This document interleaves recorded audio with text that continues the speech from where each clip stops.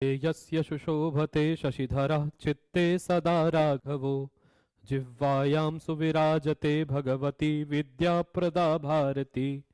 श्रीसिद्धेश महेशयोः प्रियतमं गंगाधरोपासकं वन्दे तं करुणाकरं सुविमलं दासानुजोद्धारकं कृष्णाय वासुदेवाय हरये परमात्मने प्रणतक्लेशनाशाय गोविंदाय नमो नमः। गोविंदाय नमो नमः। सभी का स्वागत है साध्य पीएससी एकेडमी के इस परोपकारी प्लेटफॉर्म में। परोपकार करता है ये सबके ऊपर में, कम पैसों में कभी 70% की छूट, कभी 90% की छूट, कभी पूरी तरीके से छूट। तो इससे बड़ा परोपकारी चैनल होगा नहीं कहीं भी। तो ये परोपकारी चैनल में आप सभी का स्वागत है। अभी भी आप लोगों को बता दूं, संस्कृत व्याख्याता का नया बैच चालू होने वाला है। अभी कंफर्म नहीं है कि मैं पढ़ाऊंगा कि कौन पढ़ाएगा, क्योंकि मुझ तक ये सूचना मिली नहीं है कि पढ़ाएंगे कौन। हो सकता है कि कोई नए पढ़ाएं। डेमो में तो मेरे ही लिखा हुआ है कि डेमो क्लास लेना है तो सर का देख लो, ऐसा लिखा हुआ है। अब बता नहीं, मेरे से तो बात किए नहीं है, पढ़ाएगा कौन। नया बैच स्टार्ट होगा, ठीक है। तो बताना क्या चाह रहा था, हाँ, जिसको जिसको एडमिशन चाहिए 70% की छूट चल रही है अभी हमारे यहाँ। तो 70% की छूट में आप सभी इस मौके का फायदा उठाइए। वैसे ज्यादातर चलते ही रहता है छूट लेकिन अभी 70% का है, आप लोग फायदा उठाइए, ठीक है। पढ़िए गीता सुगीता कर्तव्या की मन्यई शास्त्र विस्तरई, इसको पढ़ो। और क्या था, सर्वोपनिषदो गावो दुग्धा गोपाल नंदन पार्थो वत्सा सुधीर भोक्ता दुग्धम गीतामृतम महत। दो गधा एक मैं एक तुम उसमें से बड़ा वाला गधा कौन? मैं, क्योंकि जो जो पढ़ा रहा है वो ज्यादा बड़ा गधा ठीक है। इदम शब्द सुनो, इदम, यह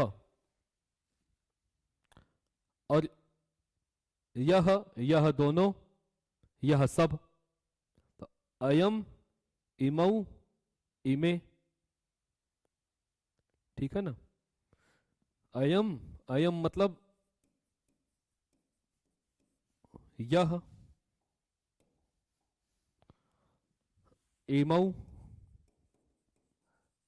इमे बहुवचन। फिर क्या बनता है, इमम मतलब इसको, यही तो अर्थ होगा कर्म में, इसको। या फिर यहीं पर बनता है एनम। क्या बनता है, एनम, मतलब इसका मतलब भी है इसको। समझ में आ गया, इसका मतलब भी क्या है, इसको। अब ये एनम शब्द का प्रयोग बार बार बार बार बार बार आएगा, इसलिए पहले मैंने आपको कर लिया क्लियर। क्लियर हो गया, एनम मतलब इसको। क्लियर है। कल ये इसको पढ़े थे, इसी से आगे बढ़ते हैं। बोल रहे हैं कि इससे पहले जो है पूर्व श्लोक में देखना, पूर्व श्लोक में यहां पर बोलते हैं कि अंतवंत इमे देहा अयम इमौ इमे। अभी बताया ना कि ये जो देह है वो अंत वाले हैं, और इससे ये किससे युक्त है, तो शरीरी से युक्त है। वो शरीरी कैसा है, तो अनाशी है। वो शरीरी और कैसा है, नित्य है। वो शरीरी और कैसा है, अप्रमेय है, प्रमाणों के द्वारा नहीं जाना जा सकता। इसीलिए मैं बोलता हूं युद्ध करो। बोल रहे हैं कि जो पुरुष, या मतलब जो, एनम मतलब इसको, इसको मतलब शरीरी को, किसको, शरीरी को। जो वेत्ती मतलब मानता है, जो इसको ऐसा जानता है, कैसा, हंतारम मतलब जो इसको मारने वाला समझता है कि ये आत्मा, ये शरीरी मारता है, ये आत्मा किसी को मारता है। तो या फिर यह एनम, यश्च एनम, यह च एनम, और एनम और अ और ए को मिलाकर के वृद्धि संधि हो गई, चैनम बन गया, फिर एनम आया ना। तो बोल रहे हैं कि या फिर जो इसको ऐसा समझता है कि ये मर गया। दो स्थिति है, या तो मारता है ये आत्मा सबको मारती है या आत्मा मर गई, ये दो स्थिति जो ऐसा मानता है, वो दोनों वास्तव में उभौ तौ उभौ न विजानीता। ठीक है ना, उभौ तौ। अच्छा, सह विजानाति, सह विजानीथा, पठति पठतः, विजानाति विजानीतः, द्विवचन है ना, और विसर्ग लगा हुआ है, उ गुण होकर के ओ हो गया है, हंसी च से। क्लियर है ना। तो बोलते हैं कि देखो वो दोनों ही नहीं, वो दोनों ही गलत समझ रहे। जो ऐसा जानता है कि ये आत्मा ही सबको मारती है, या फिर जो ऐसा जानता है कि आत्मा मर जाती है, वो दोनों जानते ही नहीं है वास्तव में। क्यों? क्योंकि न अयम हंती, न ये मारती है, न किसी के द्वारा मारी जाती है, न ये किसी को मार रही है, न किसी के द्वारा मारी जाती है। दोनों स्थिति को मैंने स्पष्ट किया था कल। मैंने बताया कि मारती क्यों नहीं है, क्योंकि आत्मा में कर्तापन होता ही नहीं। तो जब कर्तापन है ही नहीं तो वो क्रिया करेगी कैसे? क्योंकि कर्तापन है किसमें? माया में, प्रकृति में, जड़ में, अप्रधान प्रधान में, इन सब में कर्तापन है वास्तव में। अब बताओ, केवल कि बिजली बिजली रहे और बल्ब ना रहे तो वो चमका देगी क्या? नहीं, उसको जरूरत है ना भाई किसकी? जड़ रूपी बल्ब की। बिजली अगर चेतन है तो उसको जरूरत भी तो है कि वो चेतन अगर जड़ से मिलेगी तब कर्तापन उपस्थित होगा। तो ये बात समझ में आ रही है ना मेरी? तो ये अब बताओ, इसमें कर्तापन है ही नहीं तो ये मारेगी किसको? और ये हमेशा सत वस्तु है, अनाशी है, तो मरती भी नहीं है ये। तो जो बोलता है कि मैंने आत्मा को मार दिया, आत्मा को नहीं मारा मेरे भैया, शरीर को मारा। इसीलिए फिर से बोलता हूं पुरानी वाली बात, इसलिए फिर से बोलता हूं, ये बात समझ में आ गई ना भारत? हे भरत मुनि के, हे भरतवंशी अर्जुन, बात समझ में मेरी आई ना? इसलिए बोल रहा हूं हे भारत युद्धस्व, युद्ध करो। इसलिए बोल रहा हूं युद्ध करो। क्यों? क्योंकि आत्मा ना किसी को मारती है ना स्वयं मरती है। क्लियर है? तुमको दिक्कत है वो शरीर मर जाएगा, वो तो ऐसे भी मरेगा, तुम नहीं मारोगे तो भी मरेगा। प्रतिक्षण मर रहा है, प्रतिक्षण मरता है। गंगा जी का जल क्या बह गया वो जल वापस आएगा? नहीं आता ना। ठीक है, अब यहां से पढ़ना था। आप लोगों ने क्या बोलते हैं, निरुक्त तो पढ़े हो? उसमें षड विकार आया था, जायते अस्ति विपर्णमते, ऐसा कुछ था ना कि व्यक्ति जन्म लेता है, फिर उसकी सत्ता आती है, फिर बदलता है, विपरिणत मतलब बदलता है, फिर नश्यति लास्ट में नाश हो जाता है, बढ़ता है, वर्धते। 6 षड विकार थे। तो ये षट विकार उसी को तो बोलते हैं। विकार माने क्या? विकार माने जैसा ये है अब इसको मोड़ दूंगा तो ये विकार हो जाएगा। अब वो शरीर, षट विकार किसके होते हैं? शरीर के। शरीर जायते उत्पन्न होता है, फिर जायते अस्ति, वर्धते, फिर विपरिणमते, फिर अपक्षीयते, फिर नश्यति। पहले उत्पन्न होता है, फिर उसकी सत्ता होती है, उत्पन्न हुआ, सत्ता हुई, उसके बाद वर्धते बढ़ता है, विपरिणमते बदलता है, अपक्षीयते घटता है, नश्यति मतलब नाश हो जाता है। ये किसके विकार है? लेकिन षट विकार जो है किसके हैं? शरीर के, शरीरी के नहीं। किसके विकार है? शरीर के, शरीर के विकार हैं। आत्मा बढ़ती है, आत्मा बदलती है, ऐसी बात नहीं है। शरीर बढ़ता है, आत्मा तो वहीं की वहीं है। समझ में आ गया? तो बोल रहे हैं न जायते म्रियते वा कदाचिन नायं भूत्वा भविता वानुभूयः अजो नित्यः शाश्वतोऽयं पुराणो न हन्यते हन्यमाने शरीरे, न हन्यते हन्यमाने शरीरे।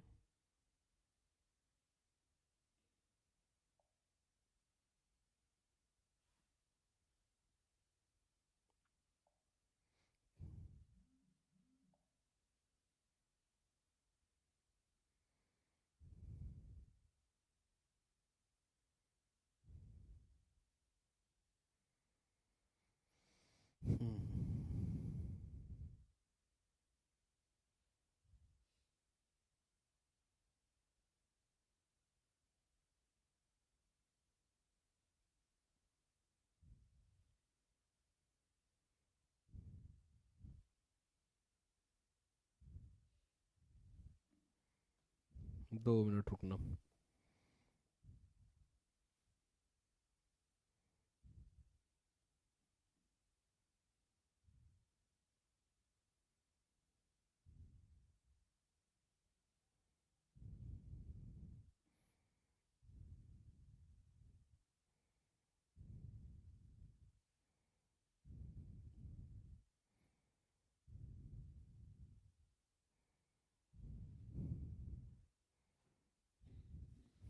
बिल्कुल एकदम सरल अर्थ है।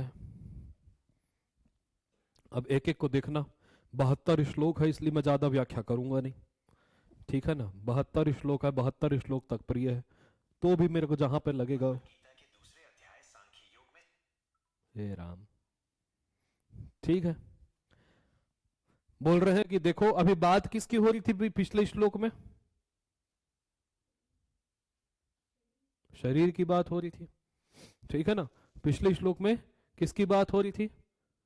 शरीरी की बात हो रही थी ना। शरीरी की बात हो रही थी।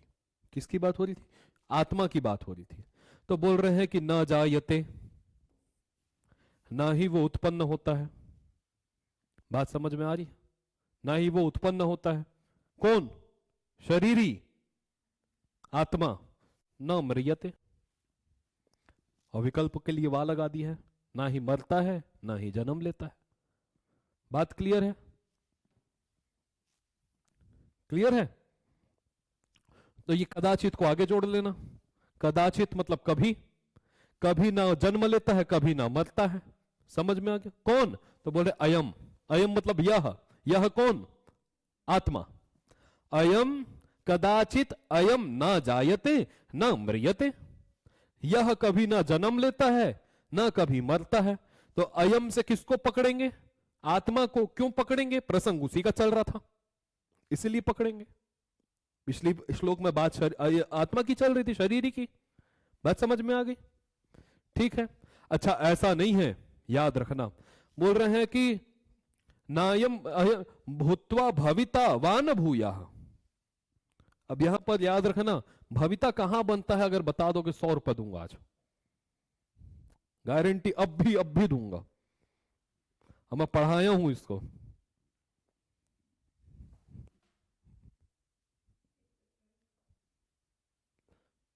भविता बनता है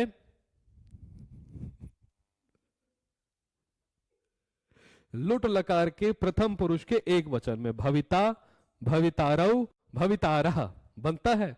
और लुट लकार जो है वो भविष्यत काल को बनाने के लिए आता था। तो भविता मतलब होता, होता है मतलब आगे, ठीक है ना, होगा। अच्छा, अयम की बात चल रही है। बोल रहे हैं कि ऐसा भी नहीं है कि ये पहले उत्पन्न होता है उसके बाद होता है। नहीं समझ में आ रहा होगा? अब समझो। अब बताओ, पहले शरीर जन्म लिया तो षड विकारों में सबसे पहला क्या है? जायते। फिर शरीर जन्म लेता है, उसके बाद जायते, फिर अस्थि, फिर उसकी सत्ता होती है। तो ये किसके बारे में बता रहा है? शरीर के बारे में। लेकिन अब बताओ, सत्ता पहले हुई, जन्म लेने से पहले हुई कि जन्म लेने के बाद हुई? जन्म लेने के बाद हुई। लेकिन शरीरी के विषय में ऐसा कुछ नहीं है। शरीरी के विषय में ऐसा नहीं है कि ये पहले होता है उसके बाद इसकी फिर पुनः उसकी भविता, उसकी सत्ता होगी। ये क्यों भाई? क्योंकि जन्म लेता ही नहीं, तो जन्म लेने से पूर्व भी इसकी सत्ता थी। जब ये जन्म लेने बोल रहा हूं, जन्म होता ही नहीं, तो भाई शरीरी से, अब ये शरीर है और ये शरीरी है। अब इसकी सत्ता जो है इससे पहले थी कि नहीं थी? इसके बाद रहेगी कि नहीं? नहीं रहेगी ना, रहेगी ना। अच्छा, तो इसको ऐसा मत समझ लेना बोले कि ये शरीर होगा उसके बाद आत्मा होती है, ऐसा मत समझना। पहले शरीर होगा, फिर उसके बाद फिर से, फिर अयम भविता, फिर ये होगा, ऐसा भी नहीं है। इसका मतलब शरीर से पहले भी था। ये मत समझ लेना कि आज जन्म लिया उसके बाद आत्मा की सत्ता आती है। चार्वाक लोग समझते हैं ऐसा। आत्मा उससे पहले नहीं थी, शरीर आया, शरीर आने से वो कैसे बोलते हैं कि जैसे कि बताओ, गंदे जल, गंदे पानी और वो जो छोटे छोटे अंडे का जब वो कुछ अगर वो होता है ना, जैसे कि मच्छर का और गंदे पानी का अगर संयोग हो जाए तो और मच्छर पैदा हो जाते हैं। समझ में आ गया? तो बोलते हैं कि जैसे कि दो लकड़ी को आपस में घिस दोगे तो अपने आप घर्षण से अग्नि उत्पन्न हो जाती है। अग्नि उससे पहले नहीं थी, बोलता है। अग्नि उससे पहले नहीं थी, घर्षण से उत्पन्न हुई, और घर्षण जैसे ही बंद करोगे अग्नि भी समाप्त हो जाएगी। तो वो चारवाक लोग आत्मा को ऐसी मानते हैं, जब शरीर शरीर हुआ तो आत्मा थी, शरीर चला गया आत्मा नहीं थी, ऐसा उन लोग मानते हैं। तो उनका खंडन कर दिए। आप ऐसा भी मत मानना बेटा कि बोले कि शरीर होगा तभी आत्मा होगी, पहले शरीर होगा उसके बाद फिर अयम भूयः मतलब पुनः उसके बाद ये होगा, ऐसा न, ऐसा बिल्कुल मत मानना। शरीर से पहले भी था, शरीर के बाद भी रहेगा। क्यों बोल रहा हूं, कारण बता देता हूं। बोल रहे हैं कि अजह, जा माने होता है पैदा होना, और जो पैदा ही नहीं होता वो ये जन्म नहीं लेता, जो जन्म लेता है वही मरता है, और जो जन्म नहीं लेता वो नहीं मरता, इसलिए ये नित्य है। इसलिए ये क्या है, नित्य है। नित्य माने जो जन्म लिया ही नहीं वो मरेगा कैसे, और जो जन्म लेता है वो मरेगा निश्चित। समझ में आ गया? जिसका कारण होगा वो नष्ट होगा, और जिसका कोई कारण ही नहीं है वो कभी नष्ट नहीं होता। ये मैंने वहां भी समझाया था। जहां पे कार्य कारण भाव होगा वहां पर विनाश निश्चित रूप से है। जहां पर मिट्टी कारण होगी और कार्य घट होगा तो घड़ा मरेगा ही। लेकिन भगवान का कारण कौन है? कोई नहीं है, इसलिए भगवान नित्य है। क्लियर? ये शाश्वत है। शाश्वत माने भी एकदम सत्य, शाश्वत, ये शाश्वत सत्य है बोलते हैं ना, शाश्वत है मतलब सत्य है, हमेशा रहने वाले। कौन? तो अयम। अयम कौन? आत्मा। यह आत्मा, यह अजह है, कभी जन्म नहीं लेती, नित्य है, हमेशा रहती है, शाश्वत है, एकमात्र सत्य है। समझ में आया? और आपको बताऊं, ये पुराण है, पुराण। पुराण मतलब होता है प्राचीन, पुराना, सबसे पुराना है। हम सब में पुराना कौन है? आत्मा। उससे पहले कुछ नहीं था, उसके बाद सब कुछ है। उससे पहले कुछ भी नहीं है, उसके बाद सब कुछ है, और सब कुछ होने के बाद भी कौन रहेगा? वही रहेगी। तो पुराण, पुराण मतलब होता है पुराना। पुराना क्या होता है? पुराना। तो सबसे पुराना कौन है? आत्मा है। और मुसलमान लोग क्या किए? इसी पुराण को कुरान बना दिए, हमारे ही शब्द लेकर के। पुराण, कुरान। ऋणा बोलने में तकलीफ होती थी, ऋणा हर कोई नहीं बोल पाता है। अभी विदेशियों से ऋणा बोल के बताना, ऋणा नहीं बोल पाएगा वो। ट वर्ग का अच्छे से उच्चारण ही नहीं कर पाएगा, ट ठ ड ढ ण, ये बोल ही नहीं पाएगा पूरा वर्ग। इसलिए उनके यहाँ पर थॉमस होता है, टॉमस नहीं बोल पाते। देखना कई कई कार्य, ठीक है। और बोल रहे हैं कि देखो, आपको जो ऊपर वाला बता रहा था ना, अब बताओ, ये शरीर से पहले भी था, शरीर के बाद भी रहेगा, ऐसा मत समझ लेना। यही बात बोल रहा था ना ऊपर में, कि ऊपर ये मत समझ लेना कि शरीर होने के बाद इसकी सत्ता होती है, ऐसा मत समझना। क्योंकि आपको बता रहा हूं कि बोल रहे हैं कि शरीरे हन्य माने, यदि शरीर का हन्य हो जाए, शरीर हनन हो जाए, शरीर मर जाए, उसके बाद भी अयम न हन्यते, उसके बाद भी ये हनन नहीं होता। अयम न हन्यते, शरीर मर भी जाए उसके बाद भी ये नहीं मरता, आत्मा नहीं मरती। इसलिए भारत, हे इसलिए भारत, युद्धस्व, युद्ध करो। फंसे किस में हो तुम? युद्धस्व, युद्ध करो। बात क्लियर है? आगे चलो।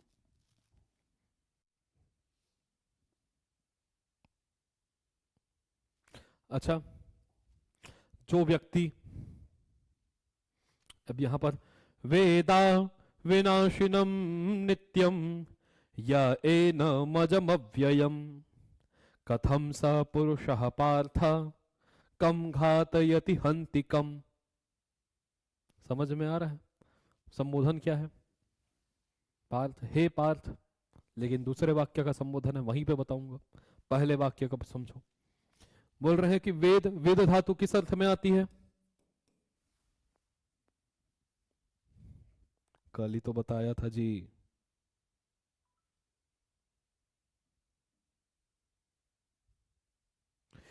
विद धातु जो है वो जानने अर्थ में आती है, वेदक ज्ञाने, और विद धातु से घय प्रत्यय करके वेद बन जाता है, और मतलब वेद मतलब जानता है, ठीक है ना। अब एकदम वाक्य क्लियर होगा, जो इसको ऐसा ऐसा ऐसा ऐसा जानता है, तो जो की संस्कृत क्या है, यह, दिख गया यह। और यहां पर जो है, यहां पर, अरे मेरे भाई बंद हो जा कहाँ चालू हो जा रहा है भगवान जाने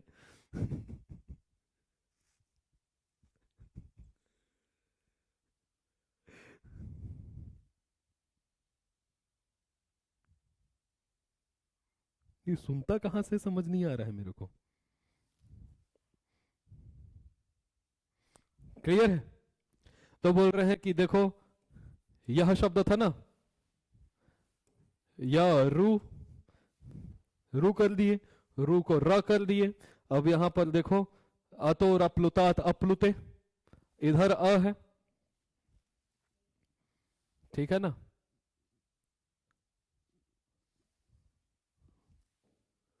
ठीक है, आगे बताऊंगा कभी। या एनम, क्योंकि वो सूत्र घट ही नहीं रहा है, यहाँ पे किससे होगा मैं देखूंगा। यहाँ पर सूत्र आएगा वो, अत भो भगो अघो अपूर्वस्य योषी, ठीक है ना, यह हो जाएगा। अच्छा ठीक है, बिल्कुल। यहाँ पे र है, तो भो भगो अघो अपूर्वस्य, अपूर्व में हो तो अपूर्व में है, य में अ, और उससे अश प्रत्याहार हो। अश प्रत्याहार मतलब क्या है, अशी, अ से लेकर के जब अगड़ दस के श तक ए भी आ जाएगा, आई औच में ए, तो इसको हो जाता है य, तो य ए, और लोपा शाकल्यस्य, य और व का लोप करता था, तो य का कर देगा लोप, तो य बन जाएगा। ये सब नहीं बताना चाहिए था। बोल रहे हैं कि य, जो व्यक्ति एनम, इसको, इसको, किसको, आत्मा को, या एनम वेद, जो इसको जानता है। समझ में आ गया, जो इसको जानता है। कैसा जानता है, तो एनम में देखो ऐसा था, और आगे था अजम, और आगे था अव्ययम। समझ में आ रहा है, जो इसको अजम जानता है, किसको, आत्मा को। जो इसको अव्ययम जानता है, अव्यय भी बताया था कल, आएगा शब्द करके अव्यय पुरुष अक्षर, ठीक है ना। जो इसको अव्यय जानता है, जो आत्मा को अजम जानता है, जो इसको अव्ययम जानता है, द्वितीय द्वितीय दिख रहा, जो इसको नित्य जानता है, जो इसको अविनाशिनम जानता है, वेद अविनाशिनम, अकस वर्ण दीर्घ से दीर्घ हुआ है। जो इसको अविनाशी जानता है, जो इसको नित्य जानता है, जो इसको अज जानता है, जो इसको अव्यय जानता है। तो हे पार्थ, कथम, अब जो जानता है, जो जानता है वो पुरुष होगा, कोई ना कोई। जो पुरुष, यह पुरुषः, दो बार लेना, यह पुरुषः एनम, इसको ऐसा ऐसा ऐसा ऐसा जानता है, सा पुरुषः, वो पुरुष जो ऐसा ऐसा जानता है, वो पुरुष, कथम, कैसे, कम घातयति और हंति कम, भाई वो किसको मारेगा, किसको मारेगा और किसको घात पहुंचाएगा, बताओ। आत्मा को, आत्मा को घात पहुंचा पाओगे, आत्मा को मार पाओगे, शरीर को मार पाओगे, और शरीर तो मरना ही है। तो अगर कोई व्यक्ति ऐसा ऐसा ऐसा चीज पहले से ही जानता है कि वो मारेगा किसको और घात किसको पहुंचाएगा, प्रहार किसको पहुंचाएगा, चोट किसको पहुंचाएगा, आत्मा को तो नहीं सकता, क्योंकि आत्मा को तो पहले ही बोल रहा हूं कि अव्यय है, अज है, नित्य है, नाशी है। तो मार कैसे सकता है, अगर मारेगा तो फिर अज कैसे है वो, नित्य कैसे है वो।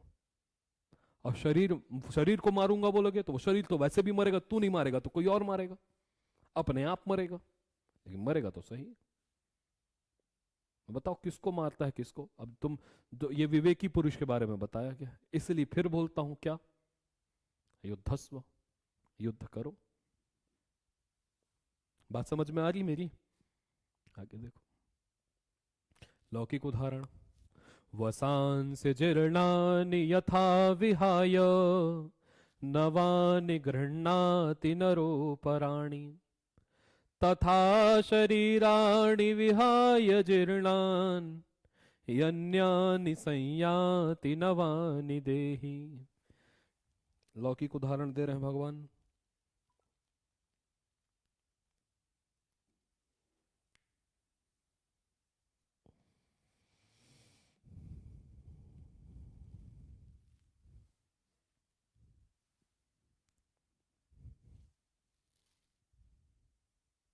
क्लियर है? पढ़ते तो बन रहा होगा, अब अर्थ भी बता देता हूं जल्दी से। बोल रहे हैं कि यथा तथा पकड़ लेना, यथा तथा जैसे वैसे। अब भगवान उदाहरण दे रहे हैं, बोल रहे हैं कि यथा नरः, नर माने मनुष्य, नर माने क्या है? मनुष्य। यथा नरः जीर्णानि, जीर्ण माने पुराने, वो कौन? वसांसी, वस माने होता है कपड़ा। जीर्णानि वसांसी विहाय, छोड़ करके। जैसे व्यक्ति पुराने कपड़ों को छोड़ करके नवानि गृह्णाति, नए कपड़ों को ग्रहण करता है, और वो नए कपड़े नहीं तो नवानी अपराणी गृह्णाति, जैसे दूसरे नए कपड़े को ग्रहण करता है, एक वस्त्र को त्याग करके दूसरा नया वस्त्र धारण करता है, जैसे वैसे ही, ठीक वैसे ही। ठीक है ना? देही मतलब क्या? आत्मा। उसी प्रकार जो देही है वो भी जीर्णानि अथा अन्यानि, इको यणची से यण हो गया है ये सब दिखना चाहिए, ठीक है ना? जीर्णानि अन्यानि, तो बोल रहे हैं कि जीर्णानि शरीराणि, जीर्णानि शरीराणि मतलब देही जो है जीर्ण शरीराणि विहाय, जीर्ण शरीर को छोड़ करके अन्यानि नवानि संयाति, अन्य नवीन को ग्रहण कर लेता है, चला जाता है। संयाति मतलब चला जाना। क्या समझे? आत्मा नहीं मरती, मूल में यही है। जिस प्रकार हम पुराने कपड़ों को छोड़ करके नए कपड़े धारण कर लेते हैं, इसका मतलब हम नष्ट हो गए। उसी प्रकार अगर ये पुराने शरीर को छोड़ करके नए शरीर में चले जाए तो आत्मा नष्ट नहीं होती, शरीर नष्ट होता है। आज से 10 साल पहले जो कपड़े आपके पास थे वो आज भी हैं? नहीं है ना। बचपन में जो पहने थे वो है? नहीं है ना। इसका मतलब कपड़े मर गए, आप चले गए क्या? नहीं। उसी प्रकार अगर आज से अब शरीर ये पुराना हो जाएगा तो व्यक्ति जब पुरानी चीजों को छोड़ देता है तो ये भी तो नया चीज चाहेगी ना आत्मा, तो वो भी तो इस पुराने शरीर को छोड़ देगी। जैसे कि ये 26 साल पुराना हो गया, ठीक है ना। और उसी प्रकार जो है हम जैसा करते हैं तो आत्मा तो करेगी। लौकिक उदाहरण के माध्यम से समझा, कुछ नहीं है इस श्लोक में। अब श्लोक ऐसे होगा तो तुरंत तुरंत याद हो जाता है। वसांसि जीर्णानि यथा विहाय नवानि गृह्णाति नरोपराणि तथा शरीराणि विहाय जीर्णानि यन्यानि संयाति नवानि देहि। स्पष्ट है, एक एक शब्द स्पष्ट होना चाहिए, बोलना थोड़ी है। और एनम मतलब क्या है रे भैया?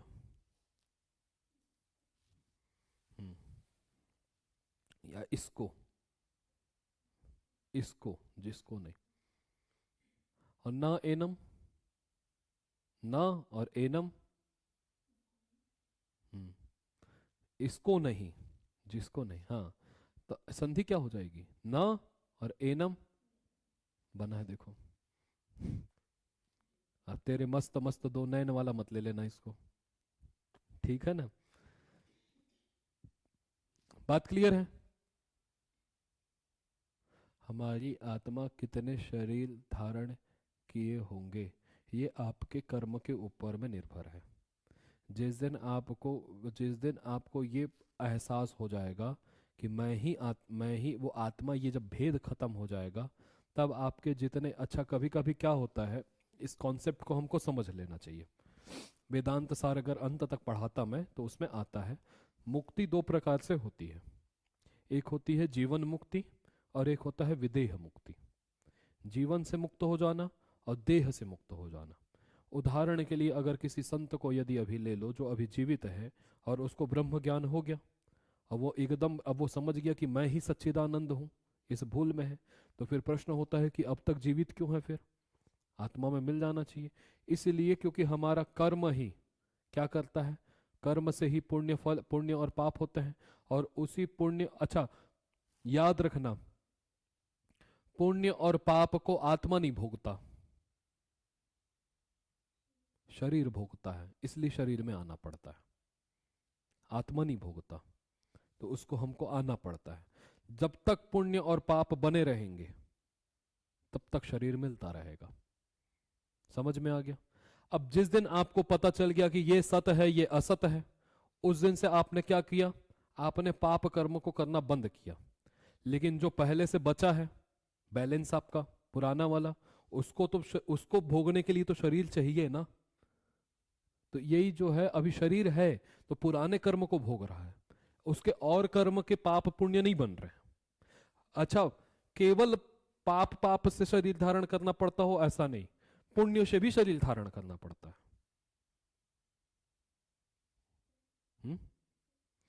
पुण्य से भी, अब पुण्य आपने किया, अब पुण्य को भोगना तो पड़ेगा ना, पुण्य को भी तो भोगना पड़ेगा। जैसे पाप भोग रहे हो वैसे पुण्य को भी भोगना है। अब पुण्य कौन भोगेगा, आत्मा नहीं, शरीर।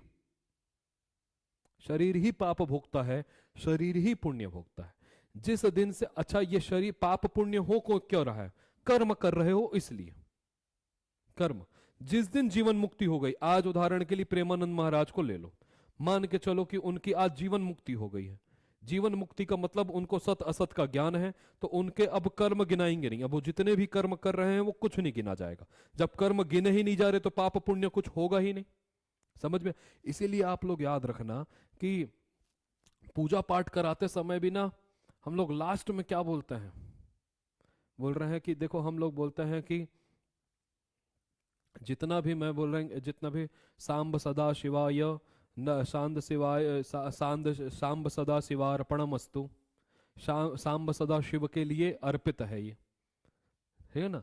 तो ये न ममा, मेरा इसमें कुछ भी नहीं है। अपना सारा पुण्य किसको दे दो, भगवान को। अपना सारा पुण्य किसको दे दो, भगवान को। ये मुक्ति की ओर जाने का एक तरीका है।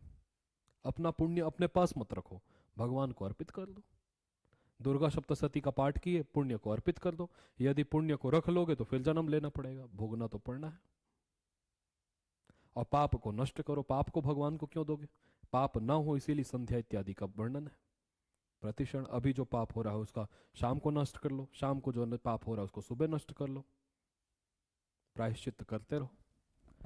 बताना मैं ये चाह रहा था, तो जीवन मुक्ति होती है। अब जीवन मुक्ति हो गया, इसका मतलब उनके कर्म अब गिना नहीं रहे होंगे। बाई चांस उनके कर्म अब गिन नहीं रहे तो पाप पुण्य का मामला ही खत्म, क्योंकि कर्म से ही पाप पुण्य है। तो पाप पुण्य होंगे नहीं, जीवित क्यों है, पिछले कर्म को भोग रहे हैं। जिस दिन वो अभी तक जीवन मुक्ति हुई है, वो बैलेंस खत्म हो जाएगा तो विदेह मुक्ति भी हो जाएगा, देह से भी मुक्त हो जाएंगे वो, फिर अहम ब्रह्मास्मि वाला स्वरूप हो जाएगा उनका। तो पहले जीवन मुक्ति होती है, फिर विदेह मुक्ति होती है।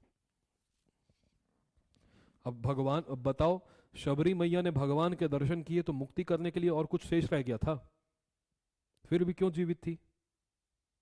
या फिर भगवान के दर्शन तो हनुमान, कई लोगों ने किए, कई लोगों ने, भरत जी ने किए, सब ने किए, जीवित क्यों थे? पिछले कर्म भोग। एक तो पहली बात तो ये हनुमान जी इत्यादि के बारे में, क्योंकि ये साक्षात परमात्मा के ही अंश थे, हम भी परमात्मा के ही अंश हैं, वो भी साक्षात परमात्मा ही थे। उनको, वो तो लीला के लिए आए थे। बाकी अयोध्या वासियों को ले लो, अयोध्यावासी वो तो नहीं जानते थे ना कि ये भगवान है, तो वो मुक्त क्यों नहीं हुए? क्योंकि उनका जो है पिछला बैलेंस बचा हुआ है, बैलेंस खत्म करो फिर होंगे। क्लियर है? तो जीवन मुक्ति हो गई है उनकी, विदेह मुक्ति नहीं हो पाई है। तो बोल रहे हैं कि न एनम, एनम मतलब इसको, ठीक है, न एनम। अच्छा, ये श्लोक बड़ा सार गर्भित है। पंच तत्व से हमारा शरीर बना है, क्षिति जल पावक गगन शरीर, क्षिति जल पावक, क्षिति जल पावक गगन शरीर, ठीक है ना। पंच रचित यह अधम शरीर।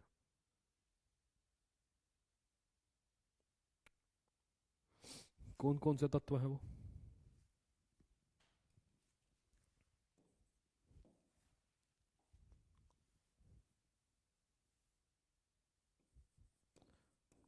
पृथ्वी, आकाश, वायु, अग्नि, इन्हीं को मिलकर के एक शरीर बनता है, याद रखना।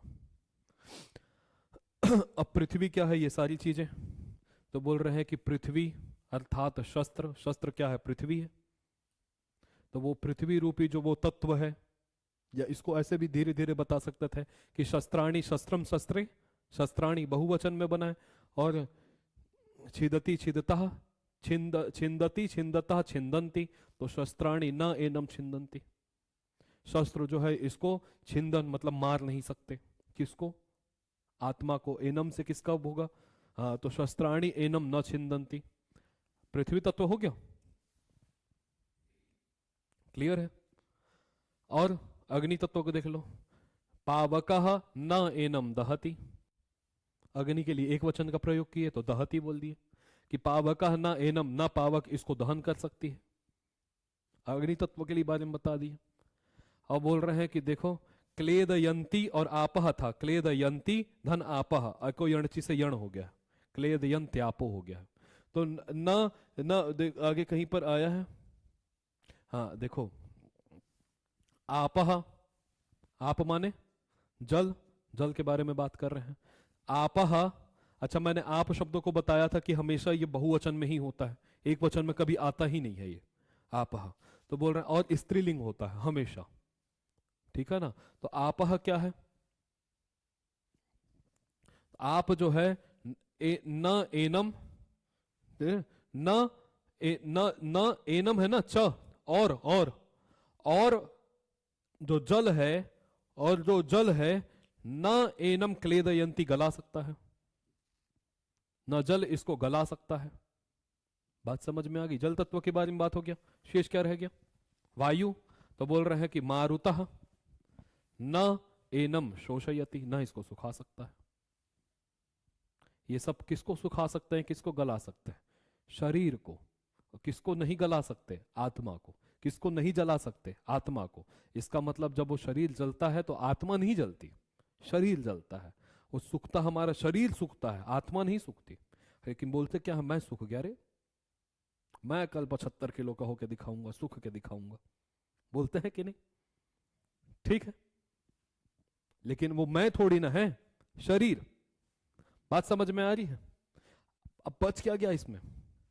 आकाश से ही सब उत्पन्न होते हैं, आकाश में कर्तापन है ही नहीं, इसलिए आकाश की बात भी नहीं की। आकाश में कर्तापन नहीं होता, बाकी पृथ्वी में कर्तापन है। पृथ्वी किसी को मार सकती है, वायु किसी को सोख सकता है, अग्नि किसी को जला सकती है, जल किसी को गला सकता है। आकाश क्या करेगा? आकाश में कर्तापन होता ही नहीं, इसलिए आकाश की बात नहीं की है यहां पे। बात समझ में आ गई? नैनम छिन्दन्ति शस्त्राणि, नैनम दहति पावकः, न चैनम क्लेदयन्त्यापो, न शोषयति मारुतः। आपको और बताऊं, भगवान जी उपदेश दे रहे हैं। क्या उपदेश देते हैं? तो बोल रहे हैं कि देखो, फिर से अयम शब्द आया है, कहां पे आया है ढूंढो। अछेद्यो यमय, देखो, अछेद्यो यमदाह्यो य मक्लेद्यो, मक्लेद्यो शोष्य एव च, नित्यः सर्वगतस्थाणु रचलोऽयं सनातनः, रचलोऽयं सनातनः। बार बार आया है अयम शब्द, है 3-4 जगह आया है। देखो यहां पर आया है अयम, फिर आया है अयम, फिर आया है अयम, 3 ही जगह तो आया है। तो बोल रहे हैं देखो उसी पुरानी वाली बात को रिपीट कर रहे हैं कि अयम अछेद्य किसी के द्वारा छेदने योग्य नहीं है। छेद धातु से यत प्रत्यय कर दो तो छेद्य बन जाएगा, है ना। छेदने योग्य कृत्य प्रक्रिया पढ़े थे ना, तो कृत्य प्रक्रिया चाहिए, गंतव्यम जाना चाहिए, है ना। देयम देना चाहिए या देने योग्य, ग्लेयम मतलब गलाने योग्य, ग्लानी योग्य या ग्लानी करनी चाहिए। उसी प्रकार छेद धातु से यत प्रत्यय करो, छेद्य बन जाएगा। तो मतलब मारने योग्य या मारना चाहिए। और अछेद्य मतलब ये अमरने योग्य, मरता ही नहीं है कभी भी। ये अयम अछेद्य, यही अछेद्य है। कौन? अयम आत्मा अछेद्य है, इसको छेदा नहीं जा सकता, मारा नहीं जा सकता। बोल रहे अयम अदह्य, अयम अदह्य, इसको दहन नहीं किया जा सकता, जलाया नहीं जा सकता। बोल रहे हैं कि अयम अक्लेद्य, यही अक्लेद, क्लेद माने अभी अभी बताया था क्या, सुखाया नहीं जा सकता। क्लेदयंती बोल दिए तो यहाँ क्लेद बोल दिए, ठीक है ना। और अशोष्य एवच, यही जिसको सुखाया नहीं जा सकता, मारा नहीं जा सकता, जलाया नहीं जा सकता, ये इसको सुखाया नहीं जा सकता, गिलाया नहीं जा सकता। क्यों? क्योंकि ये नित्य है, और जो नित्य है उसको मारोगे कैसे, जो नित्य है उसको दहन कैसे करोगे, जो नित्य है उसको सुखाओगे कैसे, और जो नित्य है उसको गलाओगे कैसे। समझ में आ गया? और ये सर्वगतः, इसकी स्थिति सभी जगह है, मेरे अंदर बस है ऐसी स्थिति नहीं है, यहां भी है, यहां भी है, यहां भी है। कितने को मारोगे बताओ? एक तो पहली बात मरता ही नहीं, और सर्वगतः, और ये स्थाणु है, स्थिर है। स्थाणु का मतलब क्या होता है? स्थाणु है। और उसी को विपरीत बता दिया अचलह है, ये कहीं पे चला नहीं जाता, हमेशा रहता है। शरीर तो चला जाएगा, बाकी इंद्रियां चली जाएगी, आंख कान नाक सब चले जाएंगे, ठीक है ना। परदादा चले गए, प्रपितामह के पितामह भी चले गए, सब चले गए, लेकिन आत्मा क्या है? स्थाणु है और अचल है, स्थिर है, कहीं जाने वाली नहीं है। और सबसे बात बताऊं, सबसे बड़ अयम सनातन, ये सनातन है। क्या है? सनातन है। एक देखो, होने वाला एक अर्थ आता है भव अर्थ। क्या अर्थ है? भव। जैसे कि पूर्वशालायाम भव, पौर्वशाला बनाए थे हम लोग, पूर्वशाला में होने वाला बताया था, पौर्वशाला तद्धितार्थोत्तर पद समाहारे च, इस सूत्र में आया। तो भव अर्थ में प्रत्यय होता है। और बोल रहे हैं कि देखो सदा भव, सदा भव, याद रखना कैसे सनातन बन गया उसको बता रहा हूं। सदा मतलब हमेशा, भव माने होने वाला। तो इस भव अर्थ को बताने के लिए एक प्रत्यय आता है, वो प्रत्यय है आधा ट, और एक ट्यू प्रत्यय भी आता है, ऐसे भी आता है, ट्यूल ट्यू, ट्यू ट्यूलव ऐसे कहता है, ट्यू ट्यूलव ऐसे आता है। शेष रह जाता है केवल यू। क्या आ जाता है? यू। और वही सूत्र जो है वो तुट का आगम भी करता है, तुट का, तो तुट का रह जाता है त। समझ में आ रहा है? अब यहां पर यू, तो युवोर नाकव से अन आदेश हो जाएगा, यू और वो को अन और अख, तो यू को हो जाता है अन।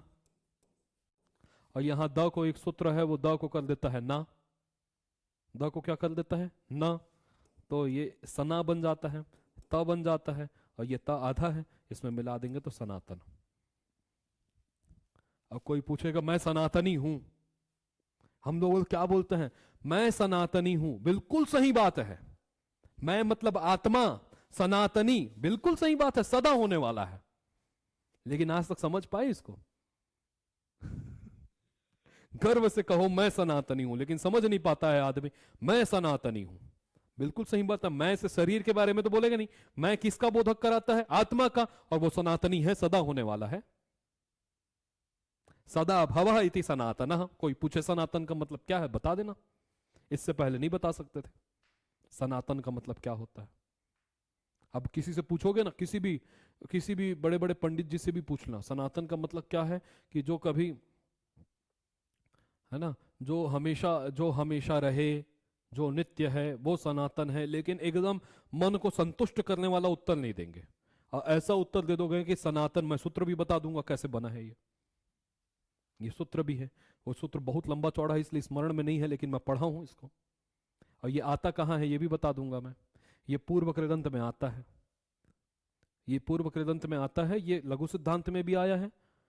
और ये जैसे अद्यतन कैसे बनता है, अद्यतन, उसमें भी लास्ट में तन दिखा रहा है ना, तो यू प्रत्यय है वहां पे, तुट का आगम हुआ है। अद्यतन, अनद्यतन, ये सब उसी से बनता है। वैसी सनातन, ये सब वैसी सोच, समझ में आ रहा है।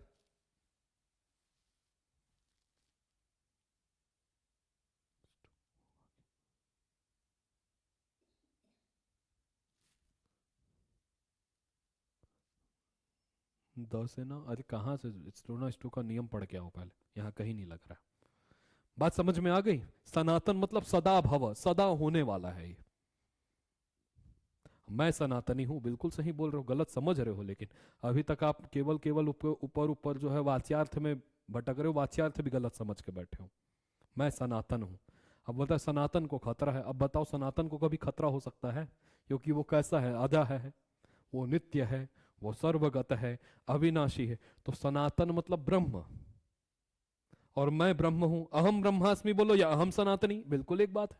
मैं ब्रह्म हूं या मैं सनातनी हूं, सब कोई वो बोल रहे हैं। और मरते हुए तो चिल्ला चिल्ला के बोलते हैं कि राम नाम सत्य है। इसका मतलब क्या है? अगर मैं बोल दूंगा कि महेश झूठा है या रमेश झूठा है, इसका मतलब बाकी सब सच्चे थे। अगर सब झूठे होते तो मैं उसी बस का नाम काहे लेता। और मैंने चिल्ला चिल्ला के बोला कि राम नाम सत्य है, इसका मतलब बाकी सब असत्य और शरीर को बता रहे हैं, ये शरीर को देखो असत है, और तुम भी किससे मोह करके बैठे हो? शरीर से। ठीक है ना?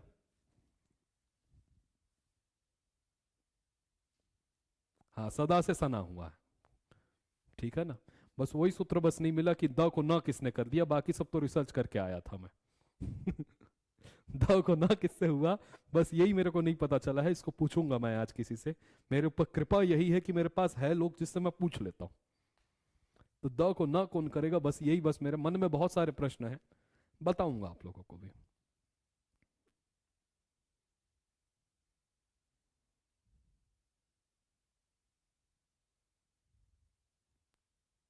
ठीक है, यही अव्यक्त है।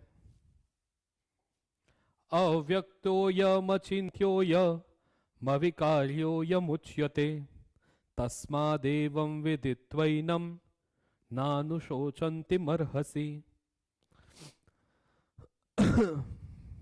बोल रहे हैं कि यही अव्यक्त है।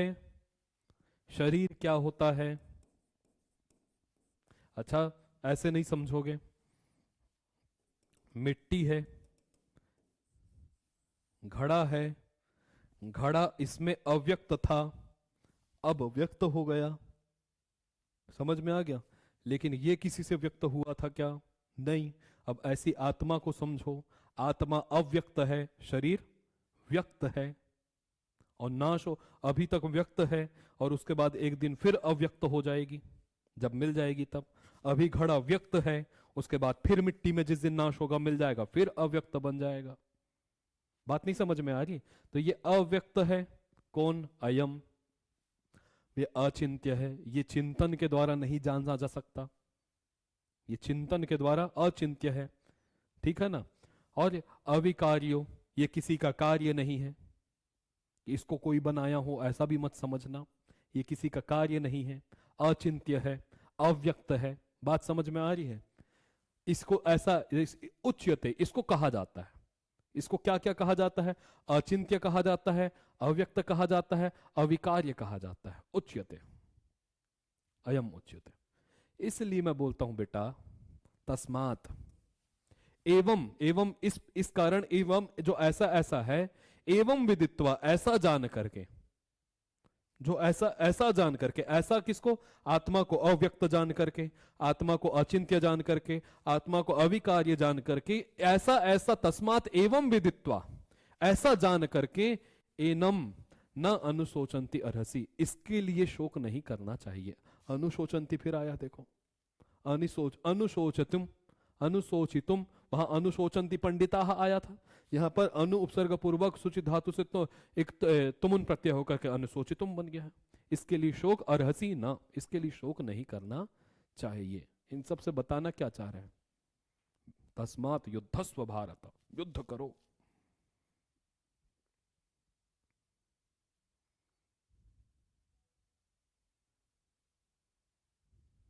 ठीक है, कल देखते हैं आगे, पढ़ना है आगे। आज के लिए पर्याप्त होगा मेरे ख्याल से, क्लियर है? तो कल हम लोग पढ़ते हैं। कभी प्लान बनाओ आप लोग, मैं फिर बोलता हूँ, कभी प्लान बनाओ ऑफलाइन क्लास लेने का। ऑफलाइन किसी दिन सर को वहाँ लगा के बोलो कि हम सब लोग ऑफलाइन आना चाहते हैं। मैं भी देखना चाहता हूँ कि कितने कितने लोगों को मैंने विद्वान बनाया और कितने लोग विद्वान बने, कितने लोगों की कितनी तैयारी है, मैं भी एक बार देखना चाहता हूँ। ठीक है ना? तब तक के लिए चलो, हर हर महादेव, मिलते हैं कल।